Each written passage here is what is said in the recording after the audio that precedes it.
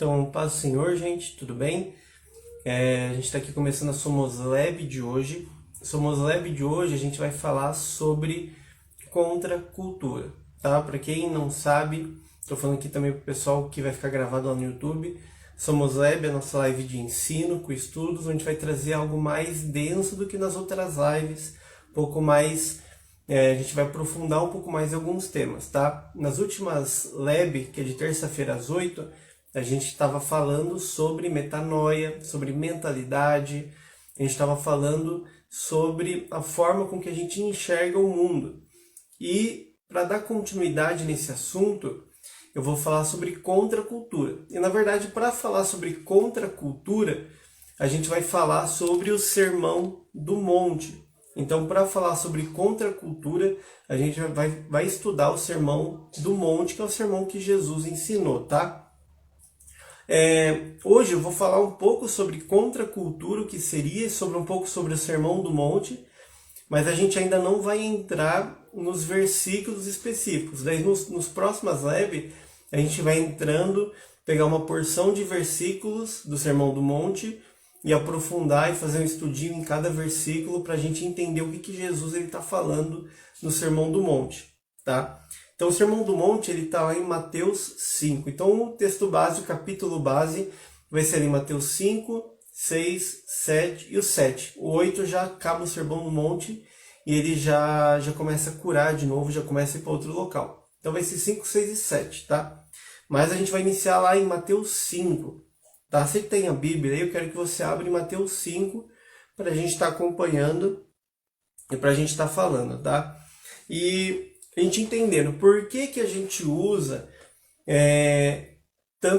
você vê às vezes nas labs, eu sempre uso muita referência, falo de filmes, falo das redes sociais, falo do mundo do dia a dia, né? A gente não pega só a palavra e começa a falar só da palavra, tipo assim, de uma forma onde a gente só usa a Bíblia. Então a gente usa livros, às vezes eu vou trazer, tipo assim, às vezes alguma citação de filósofo, alguma citação, ou falar de filosofia, falar de outros assuntos, de ciência. Por quê? O que Paulo fala na Bíblia? Paulo ele fala que quando ele ia falar com os judeus, ele tinha que falar como um judeu. E quando ele falava com os gentios, ele tinha que falar como um gentil. Então o que acontecia? Quando Paulo falava para os judeus, você vê ali muito explícito em algumas cartas que ele está falando para judeus. Por quê? Porque ele está explicando a lei, ele está falando sobre a lei. Por exemplo, a carta de Romanos, por exemplo. Você pega a carta de Romanos, é uma teologia total, porque Paulo ele pega a lei, ele começa a explicar a lei, ele fala, ó, a lei é isso, a lei não tem salvação, a lei só traz morte, a lei é só para mostrar que você é pecador e daí ele mostra Cristo. Então ele pega toda a lei e mostra para os judeus e apresenta Cristo. Só que quando você vai ver Paulo falando com gentios, Paulo falando de uma forma mais cultural, você vê ali, por exemplo, Paulo falando com os gregos. Paulo chega para os gregos e fala que ele dá uma passeada lá na Grécia, ele vê o Areópago, vê todos os deuses, e ele chega para os gregos e fala, ó, atenienses, gregos, eu vejo que vocês têm muitas esculturas de deuses, vocês têm muitos deuses, vocês adoram muitos deuses, mas eu quero falar do Deus desconhecido. Então ele usa primeiro, ele começa a falar sobre uma cultura deles, ele traz algo deles, onde eles vão se identificar, para ele poder apresentar aquilo que ele tem para falar, tá? Então, a maioria da Somos Lab a gente vai estar falando dessa forma, tá? Então quero que quem abriu aí Mateus 5, vamos ler, quem não abriu acompanha, para a gente poder entender. Então Mateus 5 fala assim, ó, e vendo as multidões, ele subiu a um monte, e quando ele estava sentado, aproximaram-se dele os seus discípulos. E ele, abrindo a sua boca, ensinava-os, dizendo... Acabou aí. Daí agora vai continuar todos os ensinamentos de Jesus, tá? O interessante primeiro é que a gente vai pegar Mateus. Mateus é um dos livros mais completos que tem sobre a história, a genealogia, sobre as curas de Jesus, tá? Mateus é um dos livros mais usados historicamente como referência, porque o que acontece? Mateus ele foi uma testemunha ocular e ele viu Jesus e ele ouviu Jesus. Então Mateus ele traz uma completidão muito grande. Tanto que você vai pegar os outros evangelhos, que são os evangelhos sinóticos, que a gente chama de sinóticos, evangelhos que eles seguem a mesma sequência, que é o evangelho de Lucas e o de Marcos. Evangelho de Mateus, Lucas e Marcos, você vai conseguir pegar as mesmas referências. Você sempre vai ver que em Mateus você vê versículos que tem Marcos, que tem Lucas e vice-versa. O único mais diferente é o de João, o único que difere de todos é o de João. Então Mateus ele fala os ensinamentos de Jesus no monte. Então você vê que Mateus, por ele ter sido uma testemunha de Jesus, ele ter visto Jesus, caminhado com Jesus, é um muito completo. Então provavelmente a gente entende que esses ensinamentos são completos. Ele está realmente transmitindo aquilo que Jesus falou, tá?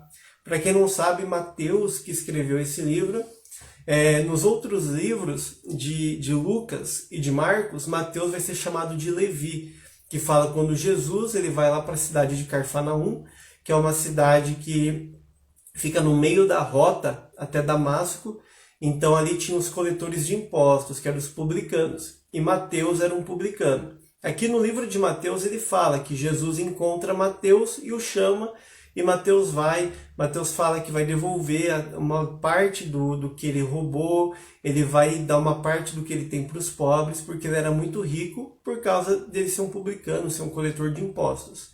E nos outros livros você vai ver ele sendo chamado de Levi, tá? Então, mas é o mesmo Mateus, é a mesma pessoa. Então os 3 livros relatam Mateus sendo chamado por Jesus e ele acompanhando Jesus como uma testemunha, como um discípulo, tá? E para falar de contracultura, o que a gente vai falar hoje? Por que a gente vai falar de contracultura?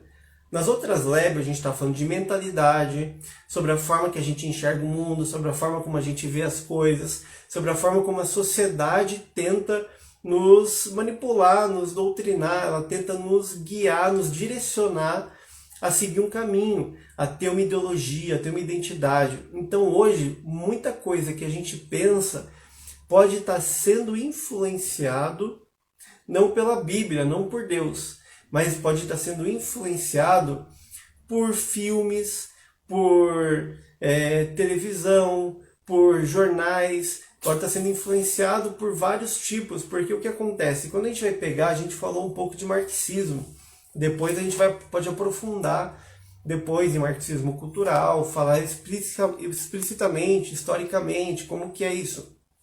Mas o que acontece?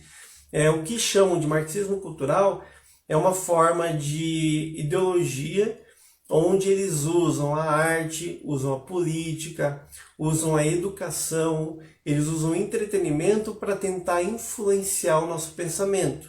Então o que acontece?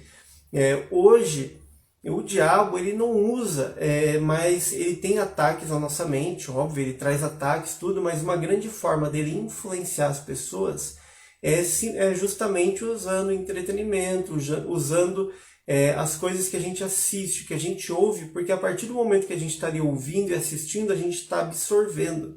E quando a gente absorve, a nossa mentalidade ela fica totalmente exposta àquilo e ela começa a ser moldada por aquilo que a gente ouve.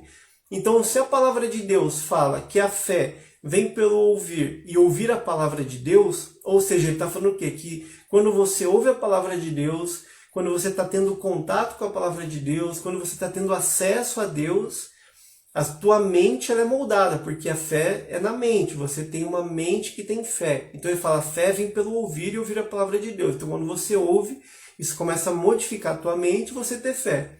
Então automaticamente a gente sabe que quando você começa a ouvir, a assistir e ter acesso a coisas que vão contra a Deus, essa mentalidade, essas ideologias também vão moldando o nosso pensamento e muitas vezes, gente, de forma que a gente não consegue nem perceber, tá? Então a gente tem que tomar muito cuidado. Primeiro ponto, a gente tem que ter muito intimidade com Deus. Primeiro a gente buscar intimidade com Deus, conhecer a palavra de Deus, buscar Deus em oração, ouvir a voz do Espírito Santo e para a gente poder, quando a gente tiver contato, porque a gente não está aqui pregando, igual eu falei nas outras lives, a gente não está pregando que a gente vai, tipo assim, virar uns ermitões, que a gente vai deixar de assistir um filme, independente, tem filmes que a gente vai deixar de assistir, mas a gente não vai, às vezes, deixar de assistir um desenho, deixar de assistir um filme, ou ter contato com algumas coisas, porque não tem como. Hoje em dia tem muita coisa. Mas o que a gente precisa, primeiramente, é ter intimidade com Deus, a gente estar cheio de Deus e ouvindo a voz do Espírito Santo, para a gente poder discernir o que a gente deve e o que a gente não deve ouvir. Ou se quando a gente estiver assistindo algo, a gente saber, não, isso aqui está errado. Eu sei que esse ensinamento está errado, então eu não vou absorver para mim. Tá? Então o que acontece? O que é uma contracultura? Jesus ele veio para quê? Ele veio para estabelecer uma cultura que é do reino. Então o que nós entendemos por aí? Que Jesus ele tem um reino vindouro. Então Jesus ele tem um reino que vai vir e que vai ser estabelecido na terra. Todo mundo sabe. Vocês sabem, se você é cristão, você já sabe, se você não é, está sabendo agora. Jesus ele vai voltar para estabelecer o reino dele na terra, onde ele vai governar as nações, onde a lei do Senhor vai ser ensinada, onde a palavra do Senhor vai ser ensinada a todos os povos, tá? Mas é interessante que Jesus ele já vem e ele fala, ao mesmo tempo que ele fala que o reino vai vir, ele fala o reino já está em vós, ou seja, o reino já é chegado, ou seja, ao mesmo tempo que o reino vai vir, o reino já veio. Mas de que forma? Ele já veio de uma forma interna, ou seja, dentro de nós, através dos seus discípulos, através dos seus ensinamentos, para que depois ele venha com o reino fisicamente, tá? É até interessante, gente, se vocês estiverem acompanhando, gente, manda aí, se não tiver, manda pergunta, tá? Se tiver alguma pergunta, algum comentário, manda aí, para eu saber que vocês estão acompanhando. É interessante a gente ver que quando Jesus ele usa, por exemplo, quando ele vai enviar pessoas, ele usa a palavra apóstolo. É interessante que a palavra apóstolo hoje a gente está muito acostumado a usar na igreja. A gente está muito acostumado a falar, não é apóstolo, é o pastor da igreja, é o cara que abriu a igreja. Mas o apóstolo, essa palavra, ela era uma função romana. Quem que era o apóstolo? O apóstolo era um soldado romano, um general, um líder romano, que ele era enviado para outras cidades que não tinham a cultura romana, que ainda não eram, ou que tinham acabado de ser dominado por Roma. E esse apóstolo, ele ia para estabelecer as leis de Roma, para estabelecer a cultura de Roma, ou seja, ele ia para implantar o governo de Roma naquela cidade dominada. Isso era o apóstolo. E Jesus usa o nome apóstolo para os servos dele também, ou seja, o que o apóstolo Paulo fez? O apóstolo Paulo foi, conquistou cidades para Jesus e implantou o reino de Deus naquele lugar. E como que foi a forma dele implantar o reino de Deus? Quer dizer que ele se assentou lá como um líder ou que Jesus voltou naquele lugar? Não. Quer dizer que ele começou a implantar a cultura do reino de Deus. Ele começou a implantar a ideologia do reino de Deus, a identidade do reino de Deus naquele lugar, tá? Então o que a gente vai entender? Hoje em dia a gente vai abrir o Instagram, redes sociais, canais de notícia, a gente vê que o mundo hoje ele vive de muitos idealismos, tá? Então tem muito idealismo hoje no mundo. Então você vê desde antigamente, lá, faça amor, não faça guerra. Hoje em dia tem muito idealismo, o orgulho LGBT, ou as minorias, você vai ver minorias falando, a pessoa tem orgulho de tudo hoje, tipo assim, tudo a pessoa fala, não, tem orgulho de ser isso, tem orgulho de ser aquilo, tem orgulho de ser tal coisa. Então as pessoas são muito idealistas, elas buscam um propósito para viver. E por que isso cresce tanto? Justamente por isso, porque as pessoas elas buscam um propósito, que nós fomos criados por um propósito. A gente não foi criado por Deus para ser qualquer coisa.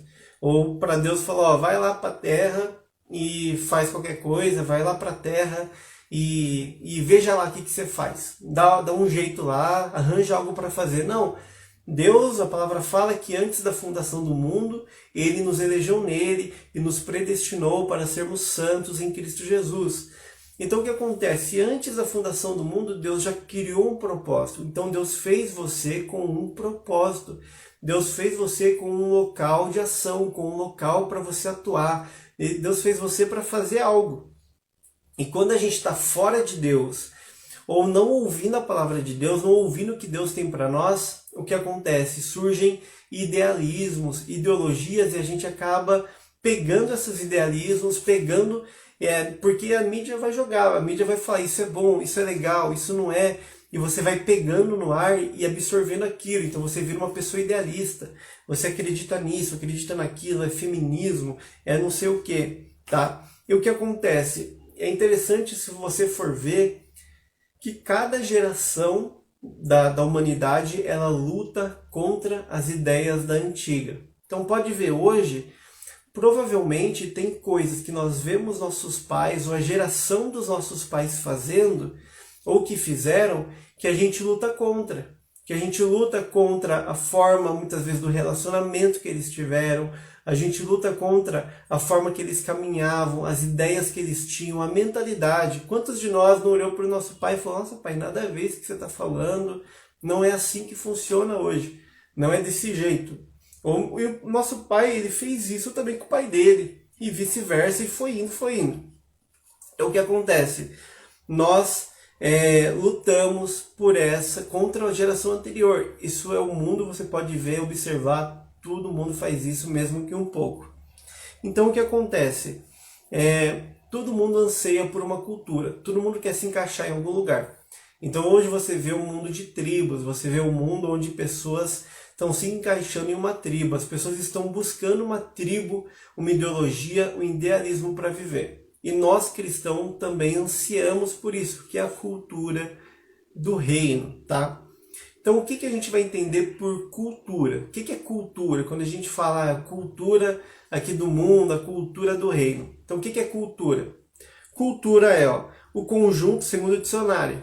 Não sei se é o Aurélio ou qualquer, mas é o dicionário.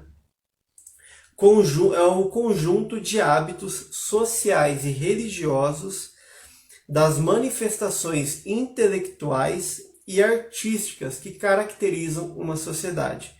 Então, o que é cultura? É o conjunto de hábitos sociais, religiosos, é o conjunto de manifestações intelectuais e artísticas que caracterizam uma sociedade. Então, só isso já resumiu tudo que eu falei agora no início, toda essa introdução. Que é o quê? Quando você está envolvido numa cultura, como que você vai ser influenciado? Os seus hábitos vão ser influenciados. Então a forma com que você caminha no seu dia a dia, os seus hábitos vão ser totalmente influenciados por essa cultura. A sua religião, a forma com que você enxerga Deus, que religião é religar a Deus. Então a forma com que você enxerga Deus vai ser influenciada por essa cultura, tá? As manifestações intelectuais e artísticas. Então você vai pegar livros atuais, você vai pegar manifestações artísticas que são filmes, teatro, livros, que são séries, desenhos, você vai ver eles sendo influenciados por uma cultura, tá? Isso vai caracterizar uma sociedade, tá? Então hoje, o que acontece? As pessoas do mundo elas têm procurado viver uma cultura, têm procurado viver algo. As pessoas do mundo hoje, quando você vai olhar, eles não estão buscando a coisa errada, eles estão buscando a coisa certa. Então você vai ver muita gente falando sobre paz, sobre amor, pessoas falando sobre você conseguir enxergar a realidade da forma certa, sobre você viver algo real. Então, as pessoas que estão no mundo, elas estão buscando algo real. Elas estão buscando por paz, por amor, elas estão buscando por uma conexão com a natureza, por uma conexão com a essência delas, com a identidade delas, tá? Mas o fato é que elas têm procurado no lugar errado. Então o problema não é a busca por paz, por amor, porque às vezes a gente vai ver críticas, a gente vai ver pessoas criticando. Por exemplo, a nova era, porque eles são tudo paz e amor, que a nova era tem aquela coisa de gratidão, que eles falam, né, gratidão para tudo. E assim, às vezes a gente critica por causa, não porque eles estão falando dessa forma, não porque é paz e amor, não, isso é certo. Buscar a paz, buscar o amor, a comunhão, a comunidade, a gratidão não é errado. O problema é onde eles estão buscando, o problema é que eles estão buscando no lugar errado, tá? Então a gente precisa ter esse equilíbrio, para a gente também não criticar isso e deixar de buscar o que é certo, certo? Porque o que acontece? Por que eles têm buscado no lugar errado se a gente, que é cristão, vê a Bíblia e encontra tudo isso que eles estão falando em Deus? Então quando a gente vai falar sobre paz, a gente vê que existe um Deus de paz, existe um Deus que tem a paz que excede todo entendimento. Um Jesus que falou, não andeis ansiosos.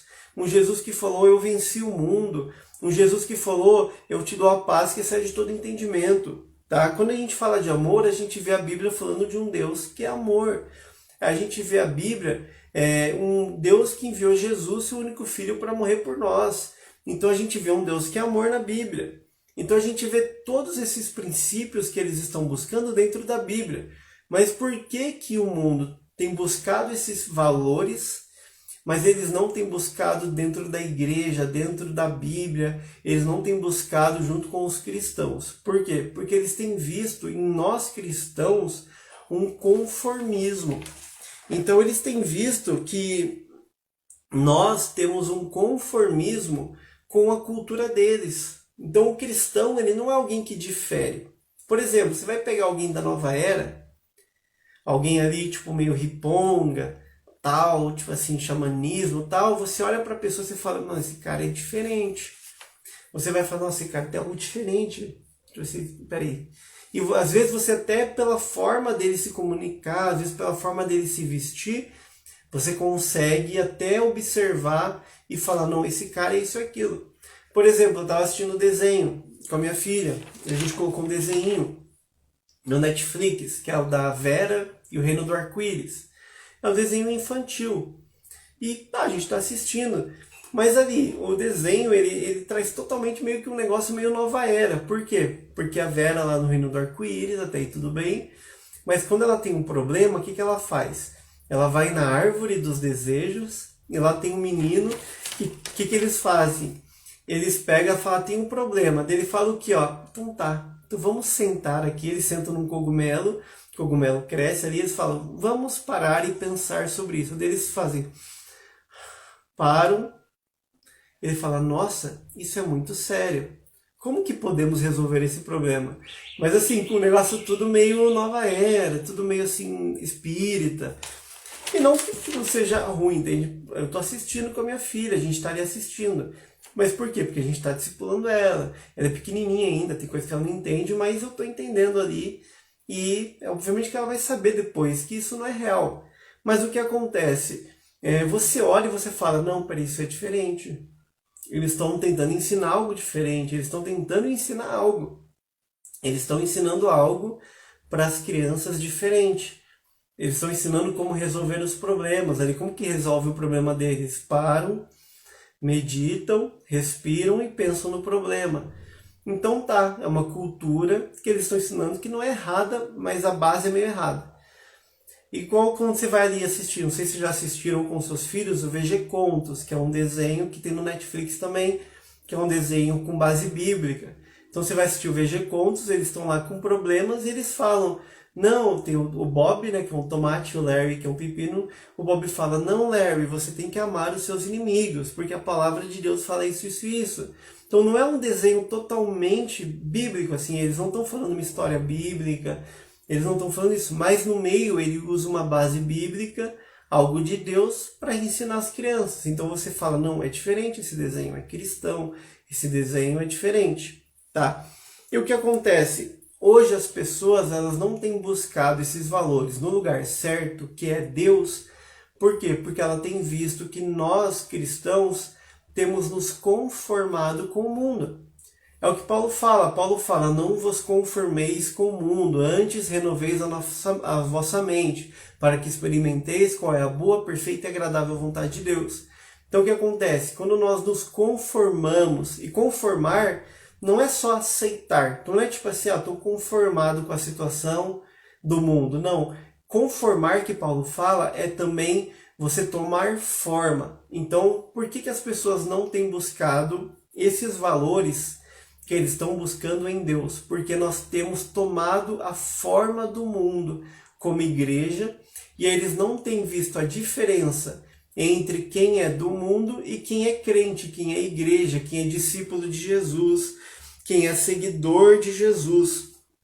Então, o primeiro ponto da contracultura é a gente entender que Jesus, ele veio, vamos recapitular aqui em um minuto tudo que a gente falou até agora, que Jesus, ele veio para estabelecer um reino sobre a terra, um reino vindouro que vai ser físico. Mas a partir do momento que ele veio e colocou os seus discípulos, ele deu a missão da gente viver os ensinamentos dele, da gente ser discípulo de Jesus, da gente seguidor dos ensinamentos dele, para que nos locais onde a gente estiver, os ensinamentos dele sejam passados de uma pessoa para outra, ou seja, os ensinamentos dele formem uma cultura, que é um conjunto de hábitos, um conjunto religioso, que é um conjunto artístico e intelectual, ou seja, ele quer que os ensinamentos dele moldem a forma com que a gente caminhe, a forma com que a gente pense, a forma com que a gente se relaciona com outras pessoas,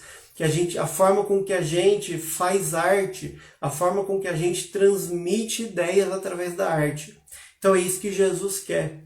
Mas nós não temos muitas vezes visto isso acontecer. Por quê? Porque em vez da gente ter essa contracultura do mundo, nós estamos, na verdade, absorvendo a cultura do mundo em vez de viver a cultura do reino de Deus, tá? E por que isso acontece? Porque muitas vezes a gente não entende o que Deus, qual que é a essência da Bíblia. Então, qual que é a essência da Bíblia? O tema essencial da Bíblia, o tema que a Bíblia fala, é que Deus, ele chamou um povo para si, ou seja, Deus chama um povo para ele, para quê? Para ser santo. O que quer dizer santo? Santo não é só santidade, não é só a separação do pecado, mas a palavra santo, ela quer dizer separado. Então ele chama um povo para si para ser um povo separado. Um povo separado do mundo para obedecer a ele. Entende? Porém, nós insistimos em esquecer disso. Você vê lá no Antigo Testamento, quando ele chama Moisés, o que ele fala? Fala, vocês são o povo exclusivo meu, vocês são o povo meu que eu separei para ser reis e sacerdotes. Então, desde do povo, quando Moisés tira o povo do Egito, qual que era o objetivo de Deus? O objetivo de Deus era fazer, sabe a tribo de Levi? A tribo de Levi é uma tribo de sacerdotes.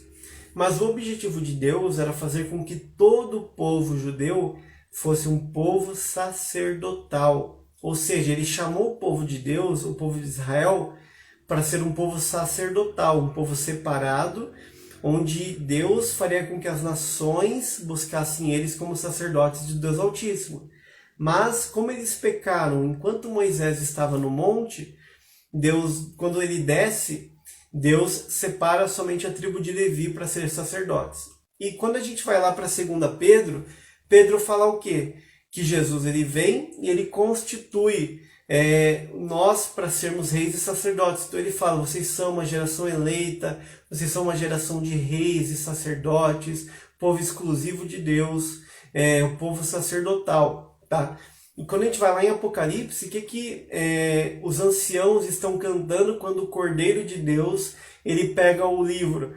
Eles falam que bendito é o Cordeiro, porque Deus com o Cordeiro ele comprou todo o povo, língua, nação, para que eles fossem feitos um reino de reis e sacerdotes. Ou seja, no final, todo o objetivo de Deus é ter um povo que é dele, para ser rei, para reinar e para serem sacerdotes deles, ou seja, para ministrar diante dele. Então, quando Jesus voltar, ele também vai chamar todo o seu povo para a gente reinar e sermos sacerdotes diante de todas as nações da terra. Tá? E hoje Jesus já nos chama para sermos reis e sacerdotes. Jesus nos chama para governar, para sermos sacerdotes e estabelecer uma cultura do reino, tá? Então, quando a gente vai ver ali o Sermão do Monte, a gente encontra um paralelo, tá? O Sermão do Monte é muito legal, por quê? Porque ele traz uma interpretação da lei, tá? Às vezes você já leu o Sermão do Monte e você pensou, Jesus ele está vindo e mudando a lei. Jesus ele está vindo e mudando o que é a lei, porque ele fala antes o homicida tinha que ser pego matando. Hoje não, quem odiar o irmão já é um homicida. Antes o adúltero tinha que ser pego no flagra. Hoje não, aquele que olhar com uma mulher com um desejo já adulterou no seu coração. Então, mas Jesus ele fala, ó, antes que os céus e a terra se passem, nenhum tio, nenhum jota da lei vai mudar. Ele fala, eu vim para cumprir a lei. Eu não vim para revogar a lei. Ou seja, muita gente confunde, muita gente pega o Antigo Testamento e deixa de lado. Muita gente pega o Antigo Testamento e fala, não, o Antigo Testamento não vale mais. Quanta gente você já não ouviu falando, não, mas a lei nada a ver. Você tem que viver na graça, porque a lei já não existe. Mas o que Paulo fala? Gente, se eu estiver falando muito rápido, vocês me avisem, tá? Daí, se tiver pergunta, vocês falam. O que Paulo fala? Paulo fala o seguinte, aquele que vive em pecado, ele está debaixo da lei. Mas aquele que vive em Cristo Jesus, ele está debaixo da lei do Espírito da vida, que é a lei da graça. Então, ou seja, você pode estar hoje vivendo com Cristo, mas você pode estar tendo uma vida de pecado e estar debaixo da lei. Você poderia estar desfrutando da graça, mas talvez hoje você esteja vivendo debaixo da lei de Deus. E isso não é algo bom, não é o que você vai querer. Então o que acontece? A lei ela não parou de existir. O que Jesus ele veio e ele fala, ele veio para cumprir a lei e os profetas. O que isso quer dizer? Ele quer dizer o quê? Ele fala, primeiro, ele veio para cumprir toda a lei cerimonial.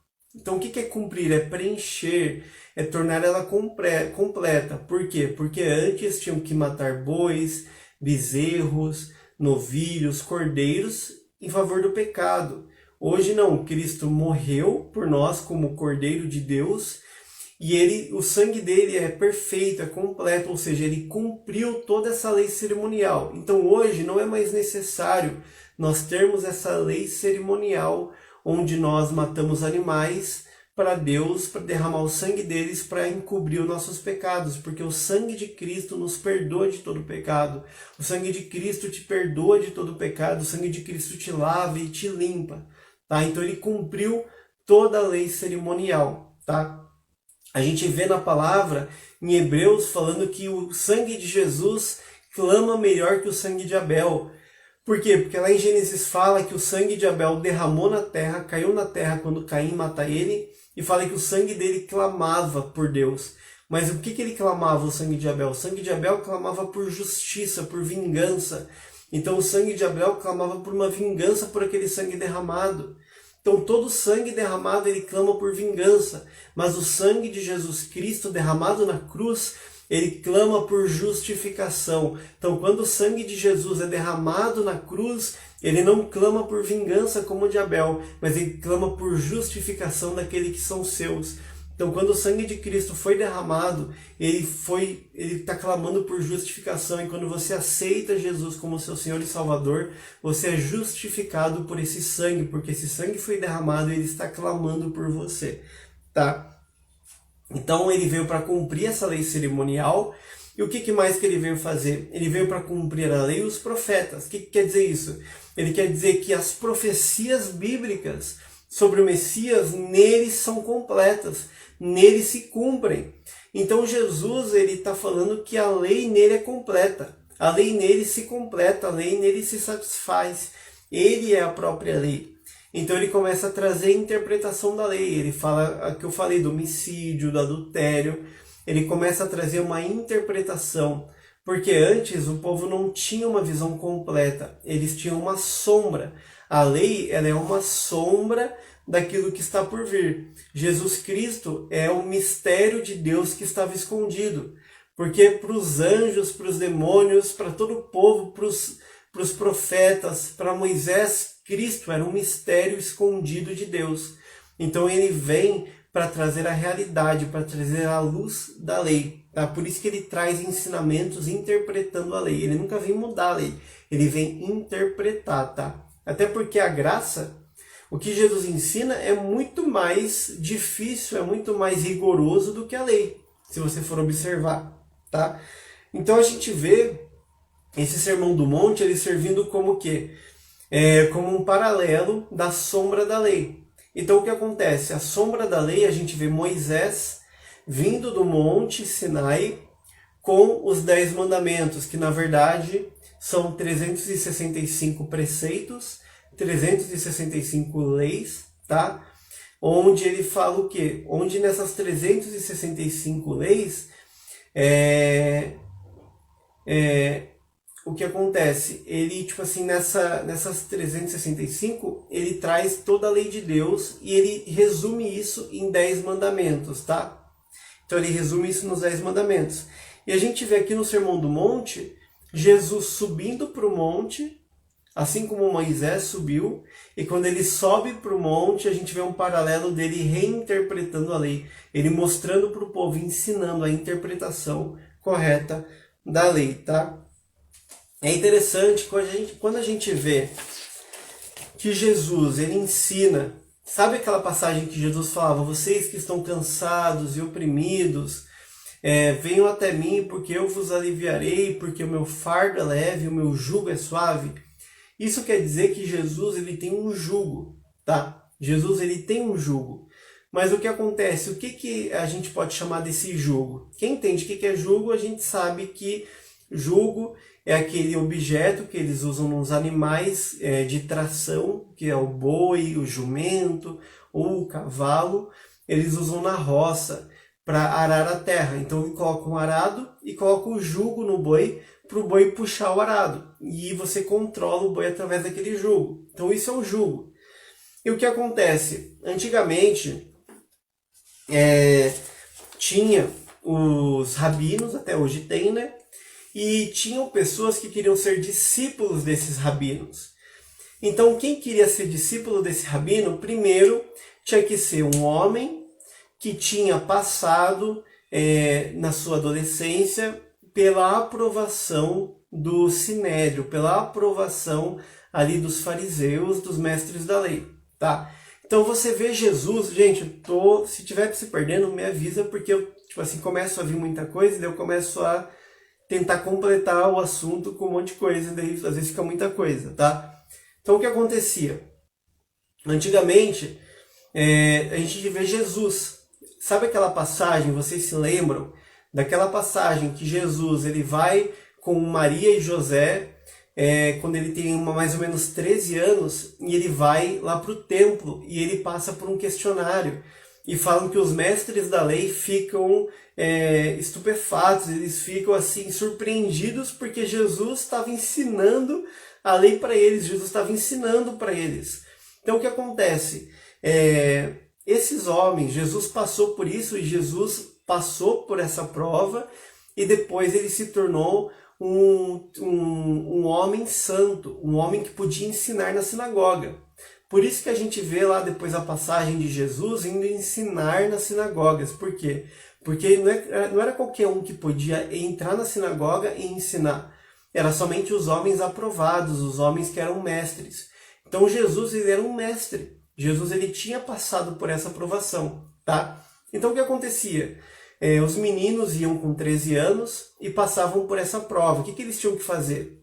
Imagine, os meninos com 13 anos eles tinham que responder perguntas e decorar todo o Pentateuco e os profetas. Todo o Pentateuco até os 13 anos. Então eles tinham que ter todo o Pentateuco, os 5 primeiros livros decorados.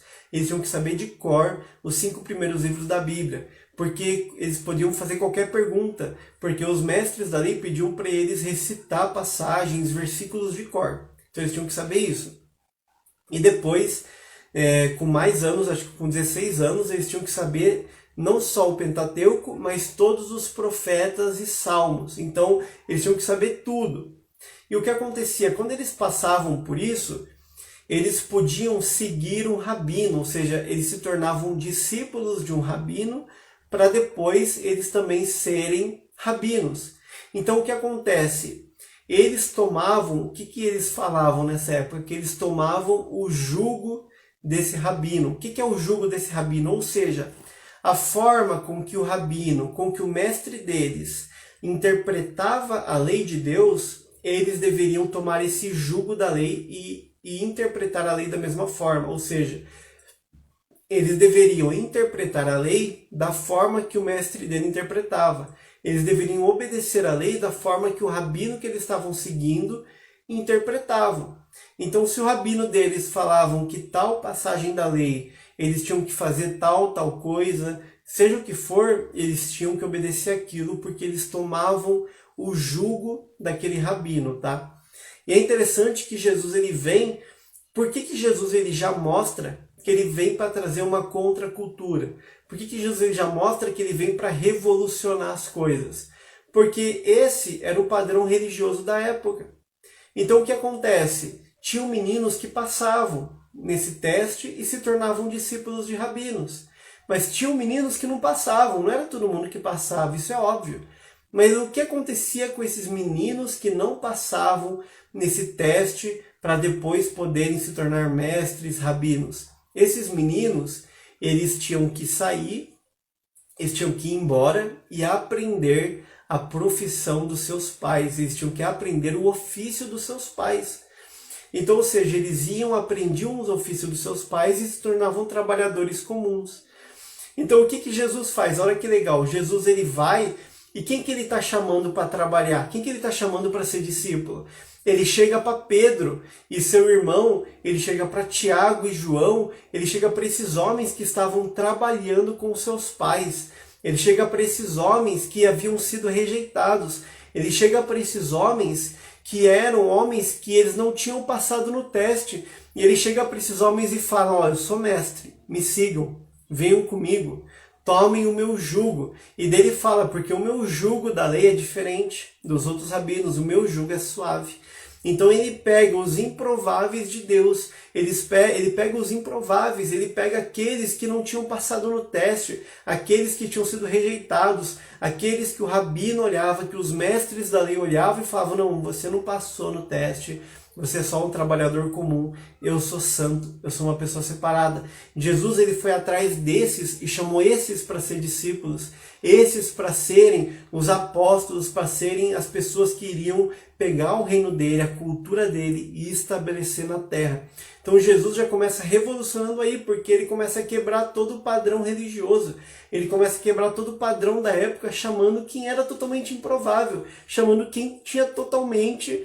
Então, se hoje você está olhando para você e você está falando: meu, eu sou improvável, meu, olha a minha história não tem nada para dar certo, eu não nasci numa casa boa, minha família não foi uma família, eu não tive pais que me ensinaram, eu não estudei numa escola particular, eu não tive estudo, eu não terminei os estudos, olha onde eu tô, olha a cidade onde eu tô, olha o bairro onde eu tô numa família pobre, eu não tenho condições.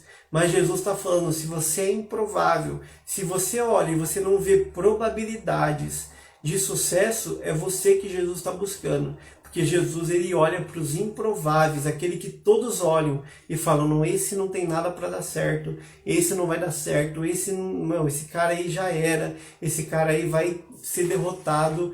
Ele olha para esses e chama esses e fala: ó, tomem o meu jugo. Então, quando Jesus fala para a gente tomar o jugo, o que ele está falando? Ele está falando para a gente tomar os ensinamentos dele, a interpretação da lei dele, e caminhar e obedecer esses ensinamentos. Então, quando a gente fala: Jesus, eu quero o seu jugo que é suave, a gente está falando: Jesus, eu quero viver os teus ensinamentos. Jesus, eu quero viver e obedecer a tua interpretação da lei. Eu quero viver o Senhor, eu quero viver aquilo que o Senhor tem para mim. Ok? Então, por que o Sermão do Monte, como contracultura, ele é relevante para nós? Tá? Por que a gente vai aprender sobre o Sermão do Monte nas próximas lives? Por que a gente vai estudar ele como contracultura?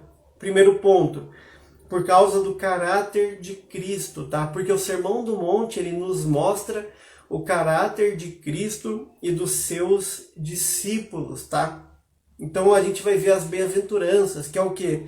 Bem-aventurados os pobres de espírito, bem-aventurados os mansos, bem-aventurados os que se humilham.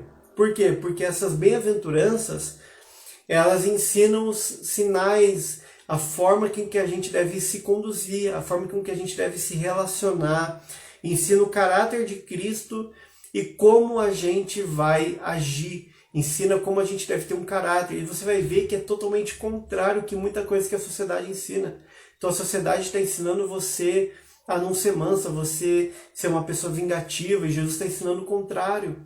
Então você vê que o caráter de Cristo é contrário ao mundo, e ele fala para nós obedecermos, e ainda mais, ele cita bênçãos que decorrem dessa obediência. Segundo, a influência de Cristo e a influência dos discípulos, porque nós somos influenciadores. Você foi chamado para ser influenciador. Jesus, no Sermão do Monte, ele fala do sal, que o sal, se ele perder o seu valor, se ele perder o seu gosto, ele de nada vale. Ele fala sobre a luz, que é uma pessoa que é um candeeiro, que você é acesa para que todos vejam, para que a obra de Deus seja vista em você. Então ele fala, você é uma pessoa que foi feita para ser vista. Você é uma pessoa que foi feita para temperar o mundo. Você é uma pessoa que foi feita para preservar o mundo. Você é uma pessoa que foi feita para influenciar os locais onde você está. Terceiro, você é uma pessoa de justiça, ou seja, ele ensina sobre a justiça. A justiça é o que? A obediência à lei. Jesus ele fala que se a nossa justiça, ou seja, a nossa obediência, a nossa piedade, a nossa busca, ela não exceder a dos fariseus, a gente não vai entrar no reino dos céus. Olha que forte que ele está falando, gente. Eu quero que vocês parem agora.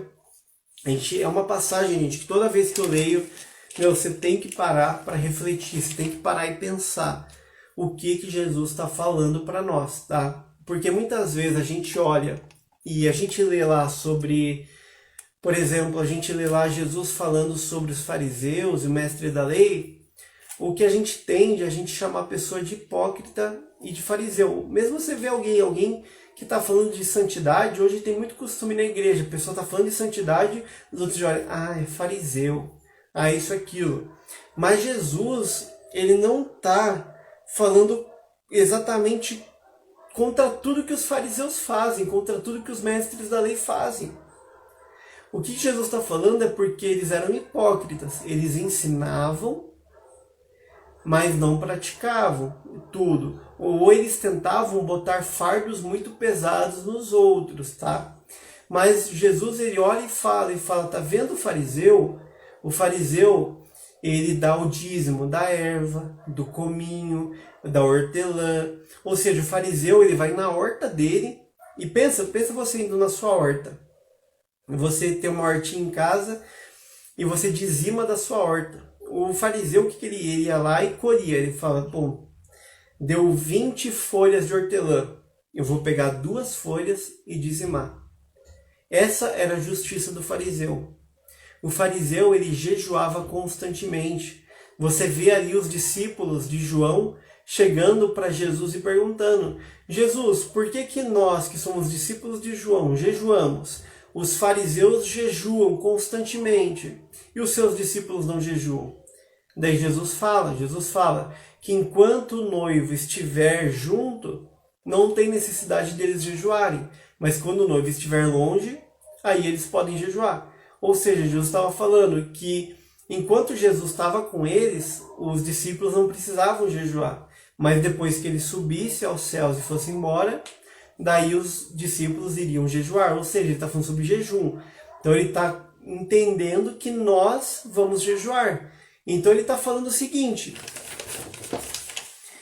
os fariseus tinham caridade, ajudavam o próximo, oravam por outros. Então o que ele está falando em base? Ele está falando que assim, se os fariseus, que eram homens debaixo da lei, ou seja, os fariseus não tinham o Espírito Santo habitando dentro deles. Os fariseus não viviam na época da graça. Os fariseus não tinham o poder da graça, o poder do Espírito Santo para buscar Deus.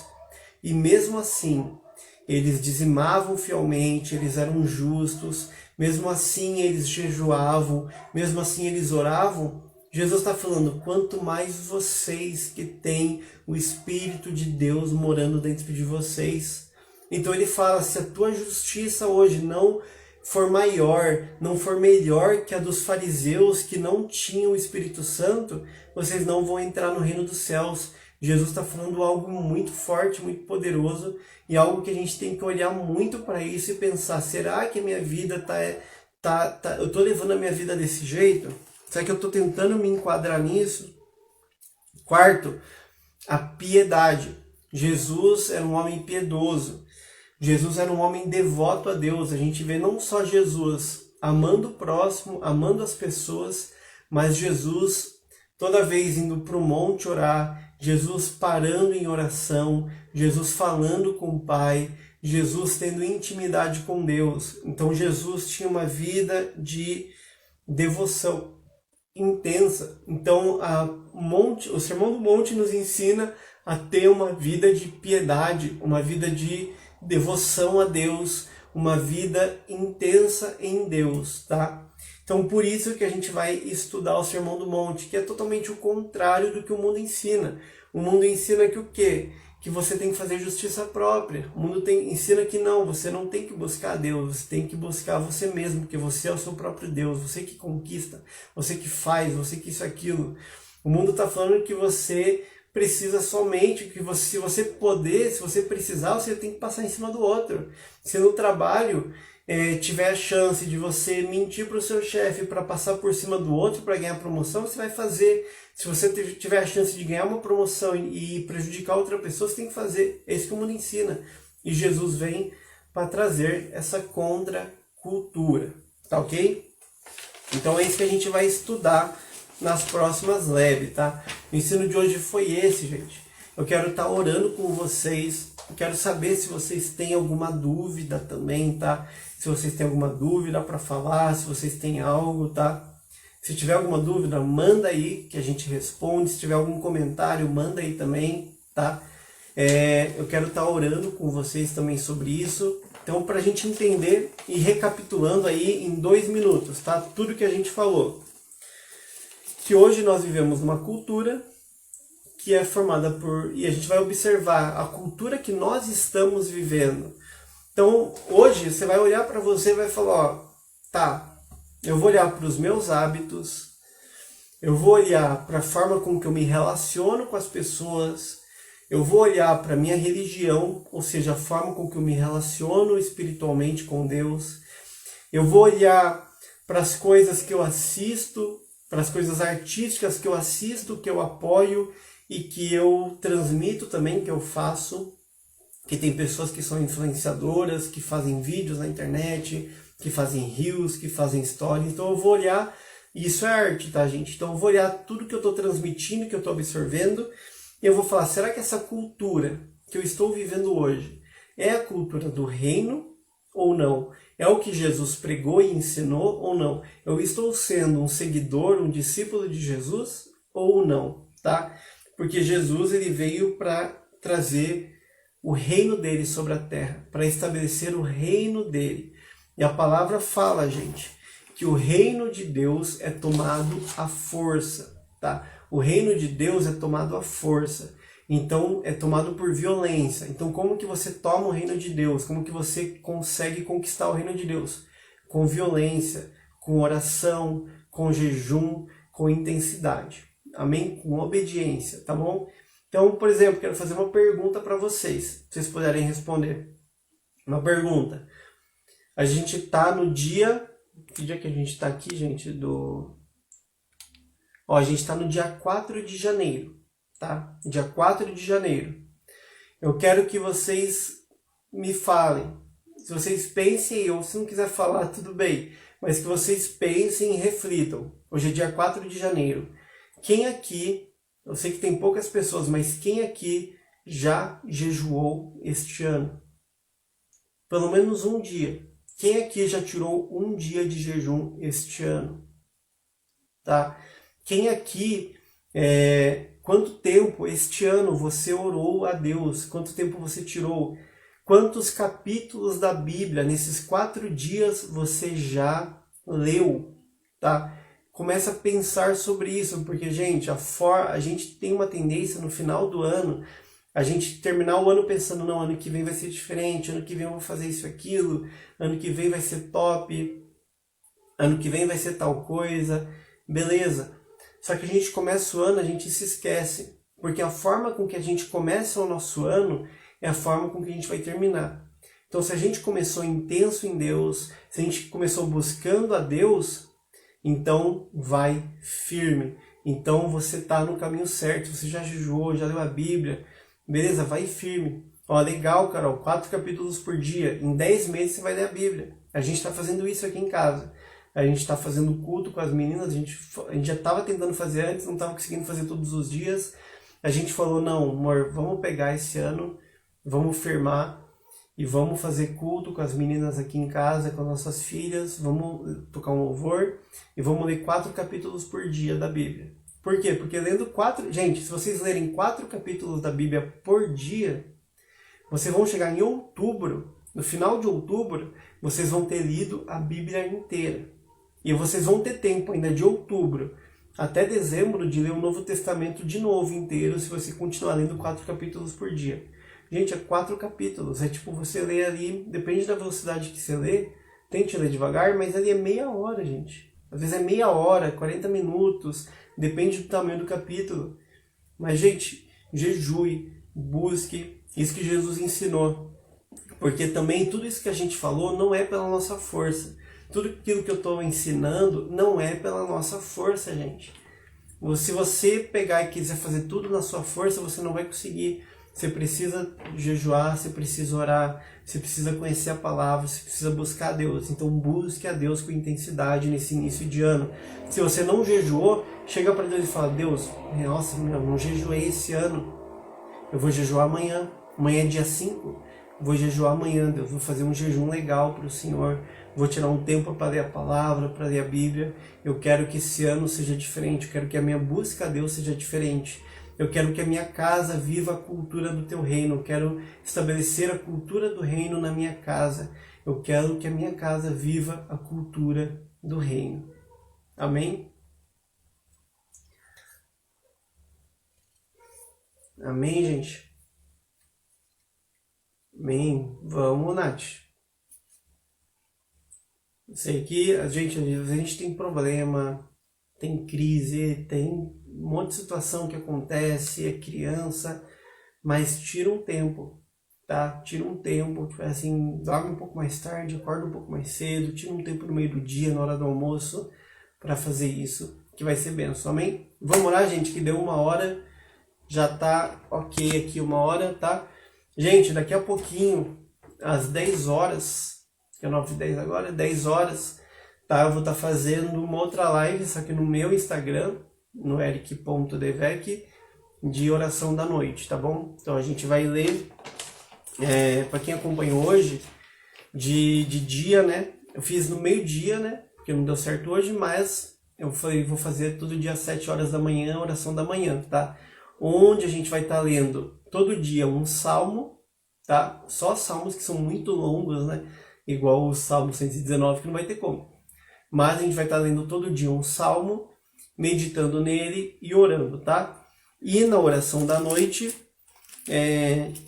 eu tô pensando aqui em a gente ler Provérbios, tá? Então a gente vai começar com Provérbios.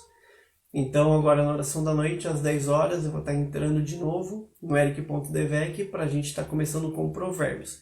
Então a gente vai ler Provérbios, meditar nele, como foi nosso dia, e orar pelo nosso dia que passou, pela nossa noite.